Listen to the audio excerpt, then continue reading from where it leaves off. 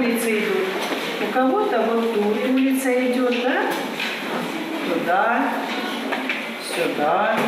Нарисовать карту своего маршрута от школы до дома со всеми возможными угрозами. Такое задание как-никак лучше поможет детям самостоятельно проанализировать ситуацию и запомнить, каких опасностей нужно остерегаться на дорогах. Говорить о правилах дорожного движения и поведения на дороге можно не только в официальном формате лекций, а вполне себе интерактивно, доказывают активисты Общероссийского народного фронта. В ход идут бумага, светоотражающая лента, ножницы, клей и фломастеры. Мы изготавливаем светоотражающие элементы, которые дети прикрепляют к своей одежде или портфелям.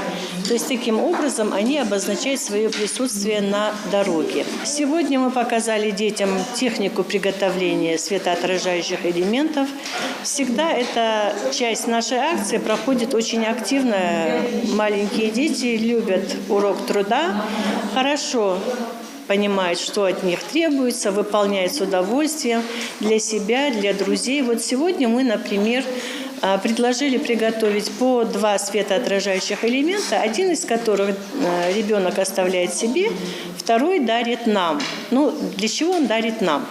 Вот где-то порядка через месяц-полтора мы вернемся в эту школу, так как здесь дети обучаются и во второй смене тоже.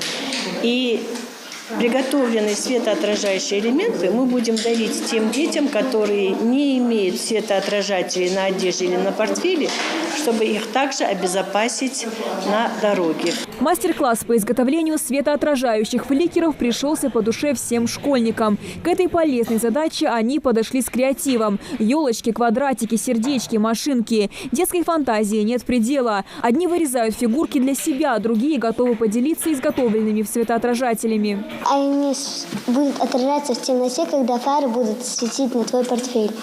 Ты раньше делала светоотражатель? Нет. Первый раз? Да, первый раз. А вот расскажи, тебе приходится в темное время идти домой возвращаться? Иногда. Ты одна идешь с мамой, может быть? Я иду со своей соседкой, она мне как сестра. А сколько лет? А ей тоже 9, как и мне. Проект УНФ «Дорога в школу» стартовал в регионе в 2015 году. Помимо внеклассных занятий с детьми и мастер-классов по изготовлению светоотражающих элементов совместно с ГИБДД, активисты проводят и мониторинг качества дорожного покрытия перед учебными заведениями. В прошлом году «Дорога-школа» мы мониторили 6-ю школу города Назрань, которая находится вдоль федеральной трассы. И так как шел ремонт нашей федеральной трассы, там был опасный участок.